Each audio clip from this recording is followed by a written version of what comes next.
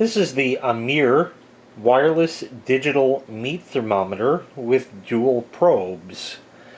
I'm sorry that I'm not in my normal location. Pardon the mess here. This is not my home. I'm just visiting.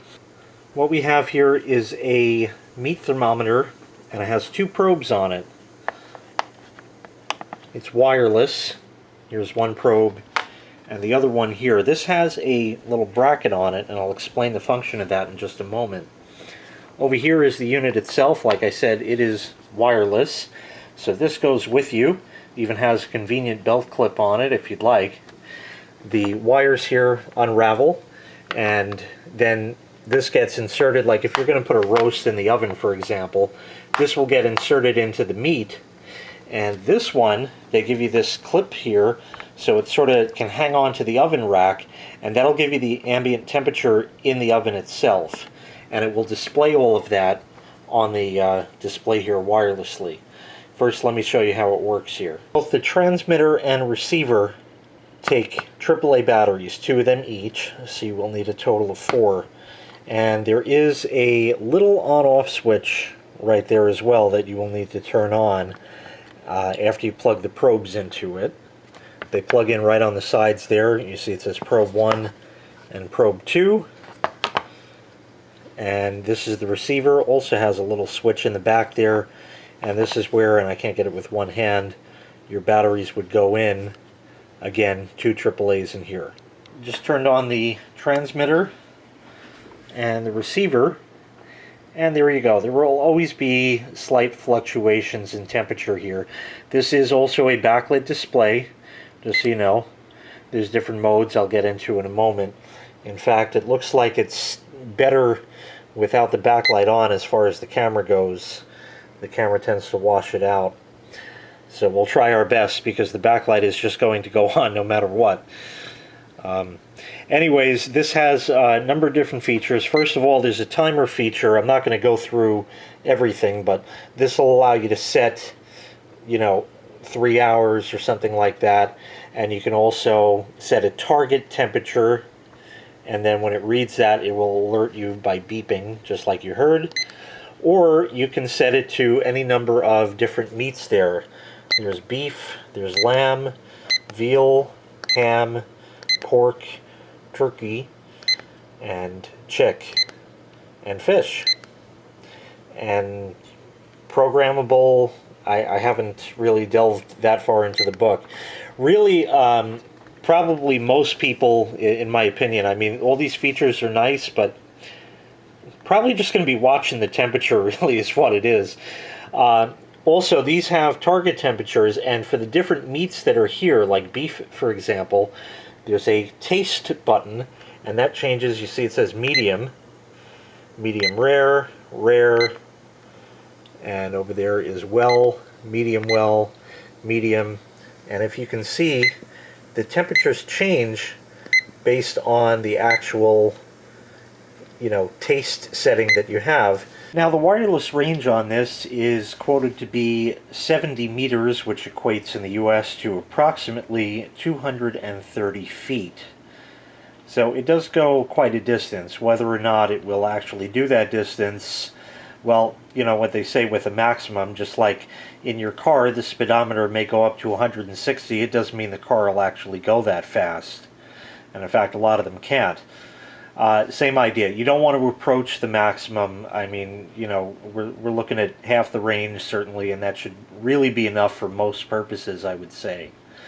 So anyway, I'll just show you how the probes read, and then I'll actually show you a real-world example with this. These, by the way, if I didn't already explain, this is all heat-proof. So this can go inside your oven, and the wires will stick out. This piece obviously cannot go in the oven. That's the transmitter, otherwise you'll bake that along with it. So if you just leave the wires hanging out, that way this will sit on the counter, and you can take this with you, like I said, and it even has a little belt clip on it if you'd like. So just to give you an idea, I have the probe here, and I'm going to spray hot water on it, and we should see that go up.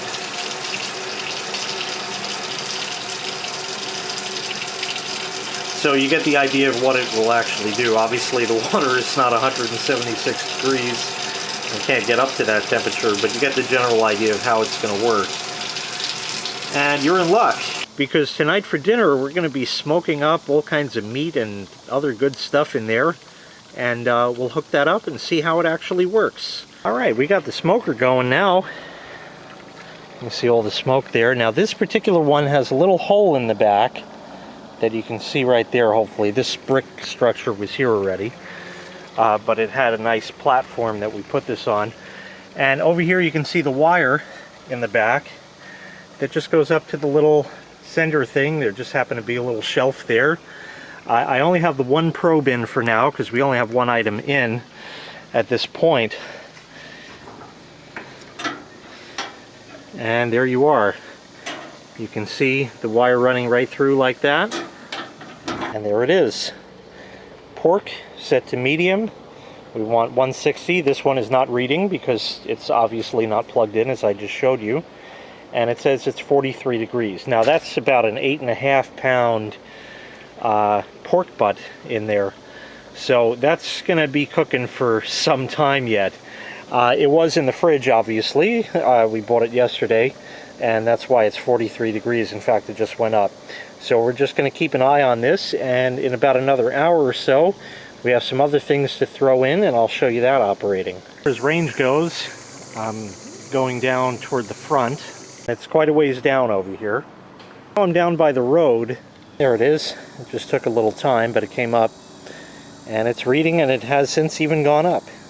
You'll see that we have populated the smoker a bit more, and we now have a chicken in there along with some ribs as well, and the other probe is in there.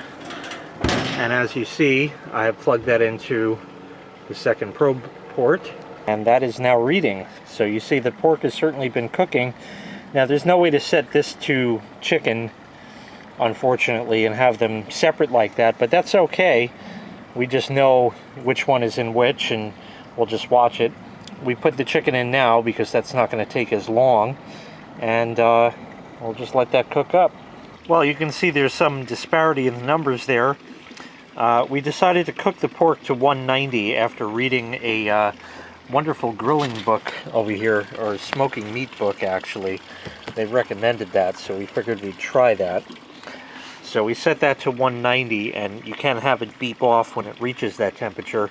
The other one, which was for the chicken, is now just hanging in the smoker.